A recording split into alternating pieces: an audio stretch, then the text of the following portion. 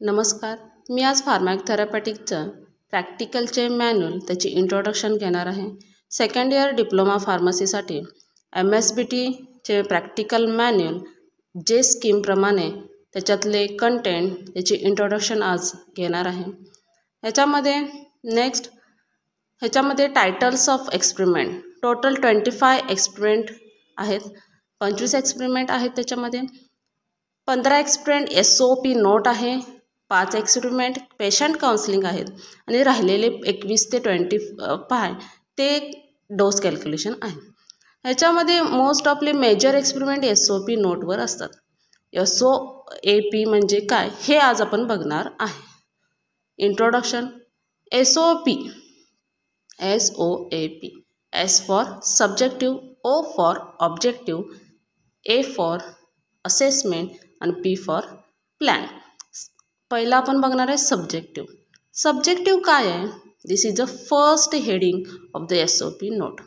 This is a type of documentation is based on the patient's or close relative subjective impressions, ideas or feelings.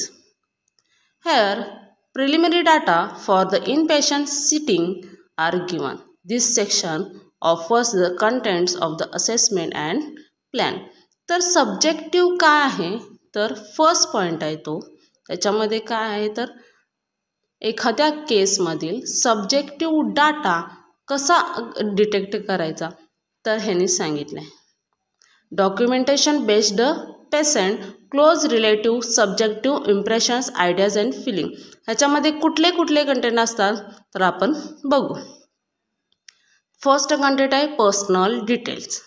Personal detail म्हणजे काय तर केसमधील त्या पेशंटचं name, age, gender, weight ही झाली personal detail. Next आहे chief complaint.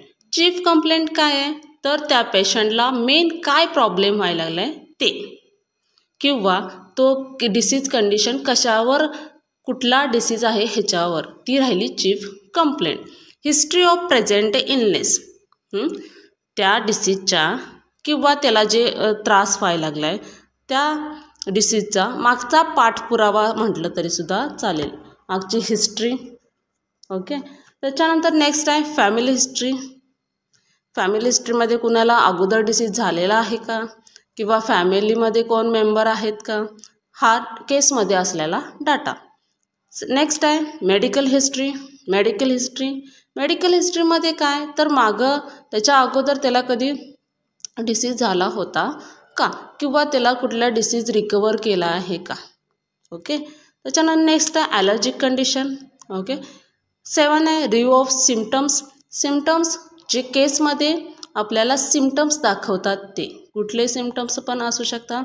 त्याच्यामध्ये सिम्टम्सवरनंच आपण लास्टला त्याचं डायग्नोसिस किंवा तो प्रॉब्लेम असेस करणार आहे.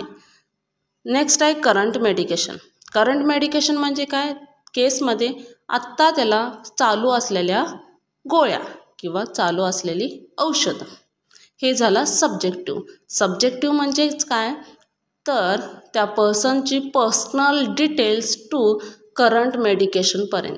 आत्ता त्याला सिम्टम्स काय दाखवतात, त्याचा हिस्ट्री काय आहे का, त्याला मेडिकेशन रिकवर काय केले का, अदर डिसीज कंडिशन होत्या का, ही झाली पर्सनल डिटेल्स. नेक्स्ट आहे objective. This section documents this objective data from the patient encounter. म्हणजे काय तर ह्याच्यामध्ये कुठले कंटेंट राहतात ऑब्जेक्टिव्हमध्ये तर फर्स्ट आहे physical examination finding. Physical examination finding म्हणजे डॉक्टरनं डिटेक्ट केलेलं किंवा डॉक्टरनं व्हिज्युलाइज केलेलं. ओके. डॉक्टरनं व्हिज्युलाइज केलेलं म्हणजे काय असू शकतं त्याच्यामध्ये टेम्परेचर असू शकतो आहे, ताप असू शकतो आहे, BP आहे. ओके. हाईट, वेट हे सुद्धा डॉक्टरनं डिटेक्ट केलेले एक फाइंडिंग एक्झामिनेशन फाइंडिंग असू शकतं. सेकंड आहे लॅबोरेटरी डाटा. लॅबोरेटरी डाटामध्ये काय आहे तर blood testing, different type of testing याच्यामध्ये इन्क्लूड होऊ शकतात. नेक्स्ट आहे imagining results and other diagnostic data. Other diagnostic डाटामध्ये काय असू शकते तर त्याच्यामध्ये डिफरंट कंडिशन डिटेक्ट झाल्यात का किंवा अदर मेडिकेशन्स आहेत का, त्या कुठल्या रिलेटेडच्या डिसीज आहेत हे सुद्धा त्याच्या डायग्नॉस्टिक डाटामध्ये येतं. नेक्स्ट आहे असेसमेंट. असेसमेंट काय आहे तर आपल्याला सब्जेक्टिव्ह आणि ऑब्जेक्टिव्ह डाटावरनं असेसमेंट करायचं आहे. सब्जेक्टिव्ह म्हणजे त्याची पर्सनल सगळी डिटेल्स असतील, मेडिकेशन्स असतील, आणि ऑब्जेक्टिव्ह म्हणजे काय तर फिजिशियननं डिटेक्ट केलेलं किंवा लॅबोरेटरी टेस्टिंगनं त्याच्यावरून आपण असेसमेंट करणार आहे. असेसमेंट म्हणजे काय तर problem and differential diagnosis. Okay, according to examination problem, any potential interaction between the problems and any changes in severity of the problem, the condition of the patient is assessed. Okay, याच्यामध्ये काय सांगेल तर assess फिजिशियनने detect केलेला data किंवा लॅबोरेटरीने detect केलेला data त्याच्यामधलं आपण final assess करणार आहे. फर्स्ट आहे प्रॉब्लेम. प्रॉब्लेम म्हणजे काय असेल तर केस कशावर डिपेंड आहे किंवा कुठली केस कुठल्या डिसीज कंडिशनची केस आहे तो असेल मेन प्रॉब्लेम. सेकंड आहे डिफरन्शियल डायग्नोसिस. डिफरन्शियल डायग्नोसिस म्हणजे काय तर एखाद्या पेशंटला हायपरटेन्शन असेल तर त्याचं नुसतं हायपरटेन्शनची व्हॅल्यू दिली नसेल, हायपरटेन्शनची व्हॅल्यू दिली असेल ॲज वेल ॲज डायबेटीज असतील, डायबेटीज LDL HDL वगैरे पण दिला असेल.